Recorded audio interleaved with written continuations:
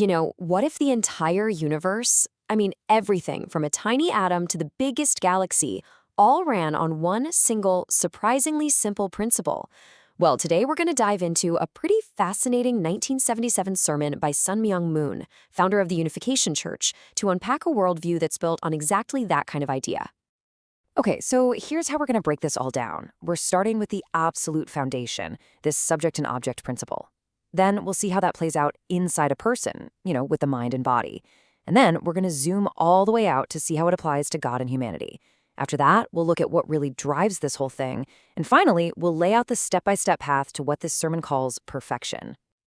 Right, so let's get into the absolute bedrock of this entire philosophy. The sermon basically says there's a fundamental law of the universe. Nothing, and I mean nothing, exists all by itself.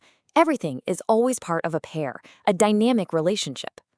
So everything is part of a duo. You've got a subject that initiates or acts, and then you've got an object that receives and responds.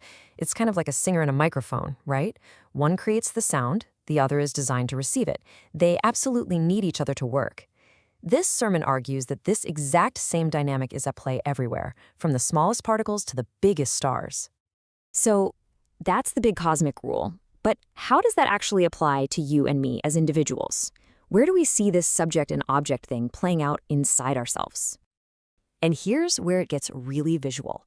The sermon paints a picture of two forces inside of us. Our mind is the subject. It's this vertical force, always reaching upward for higher ideals, for something noble. And our body? That's the object. It's the horizontal force that takes those ideals and puts them into action, right here on the ground. So what happens when those two forces, the vertical ideal and the horizontal action, meet perfectly? Well, they form a perfect 90-degree angle. And this isn't just a geometry lesson. It's a really powerful metaphor for a person of integrity. It's someone whose actions perfectly match their beliefs. There's zero contradiction between what they think and what they actually do. This perfect alignment is what the sermon calls a true man. And it claims that at that exact point of unity, that perfect 90-degree angle, that's the place where God can actually live inside a person. It's a state of inner harmony so complete, it basically opens up a direct line to the divine. Okay, let's zoom out. If that's the model for a single person, what happens when we apply that same principle to the relationship between all of humanity and God? Well, it's the same idea, just on a massive cosmic scale. In this bigger picture, God is the ultimate subject, the source of all those vertical ideals. And humanity? Well, we were created to be the perfect object, the horizontal force of action. But here's the real kicker, the really radical idea in all of this. The sermon says that God actually needs us. As a being of spirit, God can't reach his own perfection without humanity here on earth to physically make his ideals real. I mean, just stop and think about that for a second. It completely reframes human life. It's not just some personal journey anymore. It's an event of massive cosmic importance.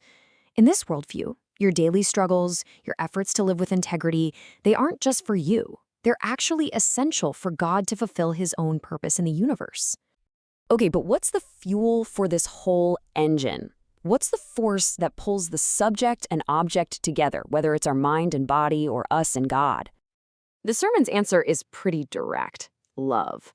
Love is the locomotive. It's the engine that drives this entire process of unification. But of course, it's not quite that simple. The sermon argues there are actually two kinds of love, two powerful opposing forces that are basically at war with each other. So what we have here is basically a cosmic showdown. On one side, you've got heavenly love, which is all about building things up, being humble, and sacrificing for others. And on the other side, you've got satanic love, which is all about destruction, arrogance, and pure selfishness. And according to the text, these aren't just moods or feelings, they're active cosmic forces with completely opposite goals for the universe. And this cosmic battle gets brought right down to Earth. Now, you gotta remember, this was 1977, the absolute peak of the Cold War. So, the sermon maps this spiritual conflict directly onto the politics of the day. The free world is framed as being on God's side, fighting for construction and the value of the individual. And the communist world? Well, it's cast as being on Satan's side, pushing for destruction and crushing the individual and the family. So that brings us to the final piece of the puzzle.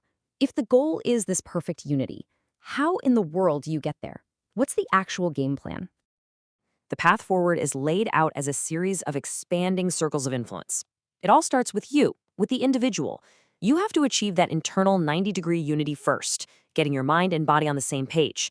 Once you've got that personal integrity locked down, the sermon says your positive influence just naturally radiates outward, first to your family, then to your community or tribe, then your nation, and eventually the entire world. So, what powers that expansion? What makes the circles grow? The sermon's ultimate answer is a life of selfless service. By living for others, by serving others, a person becomes a good object, humbly receiving and passing on that heavenly love. And this act of giving is what fuels the entire journey, creating this powerful cycle that moves not just you, but the whole world toward that ideal state. And so, at the end of the day, we're left with this really potent challenge. It's not enough to just have beautiful ideals. This worldview says that everything, your personal integrity, cosmic harmony, maybe even God's own completion, it all comes down to one tough question. Can you actually create that perfect 90-degree angle between what you believe and how you live, day in and day out?